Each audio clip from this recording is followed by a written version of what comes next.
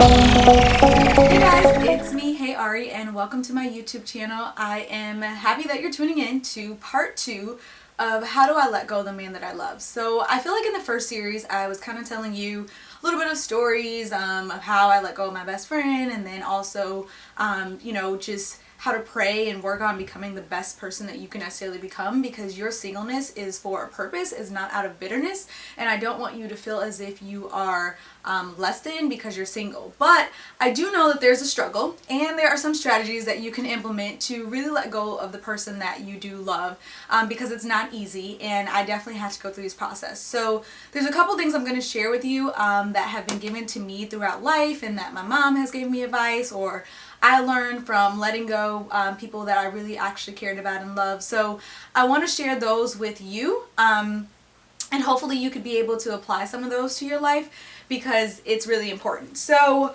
when it comes to letting go someone you love, how do I know when I should have let go of someone that I really loved? I remember when talking about my best friend that I talked about in that video, I was at this event, and I went to this event, and it was for women who wanted to find love, and they were looking to find the man that was perfect for them. And the host of this event, who's a dear friend of mine, and he gives a lot of relationship advice, invited me because he was in town and the event was in Chicago. And so he said, "Hey Ariel, here's some tickets, come to the event." And so I was like, okay, sure. I haven't met him in person, knew him, so I was like, I'll come to the event. But when I was there, and I love what he does, but I was like, do women really come out for events to really find the man that they want, or how to get the man that they want? I just thought that it was just like, wow, do people really do that, And I just was in there, and I was like, okay, we'll just see how you take it.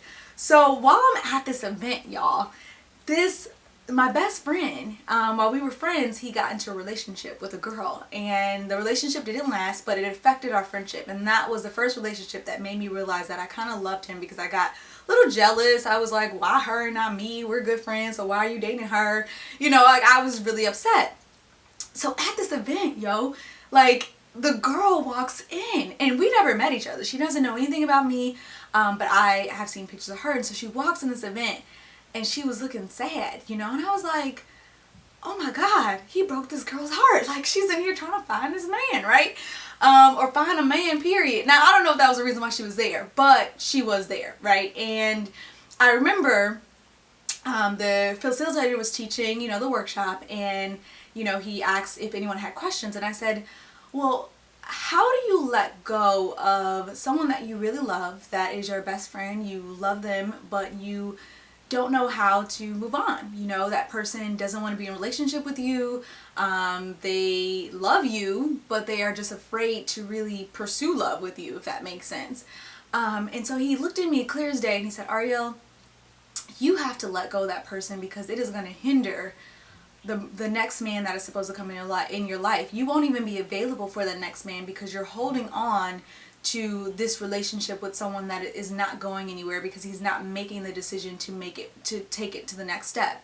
And so he was like, you would feel guilty if you even went on another date, because you're still anticipating for this person to work out. And that's where I was like, well, he's not going to pursue me, and I'm not getting everything, so I want to go on other dates and find different things, but I felt like as if I was torn between the two.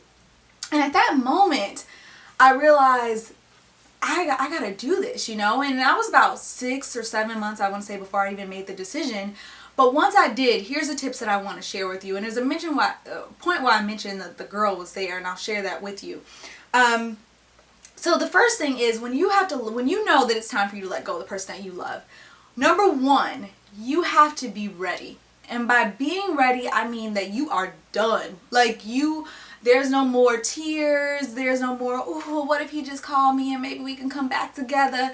You got to be made up in your mind that I am done. This is not for me. Because if you're not 100% made up in your mind, you're going to keep going back. You're going to still look at your phone and be like, oh, is he texting me this morning? I just really want him to text me and tell me something. Give me something. That you can't keep wishing and hoping and looking at that potential. You have to know that it's done.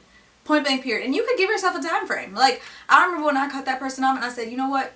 6 months, I don't want to say anything. like nothing. I'm just gonna pretend like it's absolutely done. So make sure that you're ready, because if you're not ready, you're just gonna go back and he's just gonna know that you can keep coming back whenever he says the right thing. So you have to make up in your mind that I'm ready to cut this off, I'm ready to let you go. 2, you have to not only know that you're ready, but you have to know your why. Why are you letting this person go that you really love? Because you love them. So why are you letting them go? And you have to remember that. Are you letting them go because they're abusive? Are you letting them go because they are not the purpose partner that God has for you? Are you letting them go because you feel like you're moving in a different direction than they're not going? What is your why? Why do you know that this is not the person for you? Although you may love that person and you want that to be, what do you know in the back of your mind that is telling you you need to let this person go? Remember that why, because that why is going to keep you even when you meet someone else, because you may meet somebody and may be like, oh, I love this person, but oh, that other guy did this and I wish that he could do this. And then you think that now the person you let go was better than the person that you are in front of right now because you don't have a strong why. So know that any relationship is going to be work. Any relationship is going to require for you to get to know someone and learn someone all over again, but you have to know your why. What is the reason why you let that person go? Because that next guy that you meet is not going to be exactly like him. You're not going to have the same bond that you maybe had, but you have to learn that new person. And I encourage you not to jump into a relationship right away. Which brings me to my third point. However long, I used to have this rule when I was in high school, however long you dated that person is the same amount of time that you probably need to take away from that person or away from dating, period. So if you were in a deep-seated, fully committed relationship for 3 years, then take about 3 years of just learning you and being happy with you. Do not jump into something right away because you're not dealing with those relationships or those things that you need to learn how to let go, because you're just going to carry that mess over to another relationship and you're going to want it to work. So no, the same amount of time that you probably spent with that person, that's the same amount of time it's going to take you to probably detach from that person and get them out of your system. And so I did that actually. That's why I was with someone for about 3 years and then I was abstinent and working on me for about another 3 years. Now I'm not going to say I didn't date everybody. I still met this best friend that I'm talking about, or the guy that, you know, was my friend. I still met other people, but I definitely did not jump into something super duper committed because I still know I had to break that soul tie, and a soul tie takes a really long time to break. So definitely know, use that as an analogy. It's not black or white, but I think it definitely helped me. The fourth one. My mom told me this when I was growing up, and I think it works for a little bit, but you gotta pretend that they're dead, okay? When somebody dies, you can't talk to them again, you can't call them, you can't text them. They are in the grave, they are buried, they are gone, honey. There's no resurrecting them up from the dead, okay? That only happened with Jesus. So you gotta pretend that person's dead. I don't care if you change their number in your phone and you call them dead. When that phone rings and they text you, you're like, dead, I can't talk to you, you're dead. I can't talk to the dead, right? So pretend that they are dead. They're gone. There's nothing more. Number 5 is find a hobby. Find something that you love to do. You are not meant to be sitting here waiting on a man or waiting for somebody to come to you, okay? You don't do that. We don't sit up here and wait for a man. You got to go do something, because the man that God has for you is going to want to find you in your purpose and your passion of something that you're doing, what you love, and not sitting there just on the couch just waiting like, well, God, just send him. You know, I want my man to see me on stage ministering or doing whatever I'm doing in my calling. So find a hobby, find something to do. I knew for me, because I was a mentor and because I had a lot of mentees and I had 2 companies that I'm running, I can't have my mind and focus on this. I'm helping teens deal with their little high school relationship. I can't be coming in trying to teach them a session and I just got out the car crying because I'm heartbroken over this person. So find something that's going to keep you busy, and find something that is some passionate and something that you love, because you definitely want to be found doing that and not found doing nothing, okay? And that's part of being single for a purpose and not just being single out of bitterness and waiting for that person. You don't wait on anybody, okay? It definitely doesn't happen. This is the last point that I definitely want to really stress, and my mom had taught me this, and I believe it with the depths of my soul, and hopefully I apply it when I get married. But the guy that you are loving, the guy that you desire to be with, the guy that you're in a relationship, it's going to sound hard, but he is not your man, okay? Until you get that ring on your finger, he is not your man. He does not belong to you.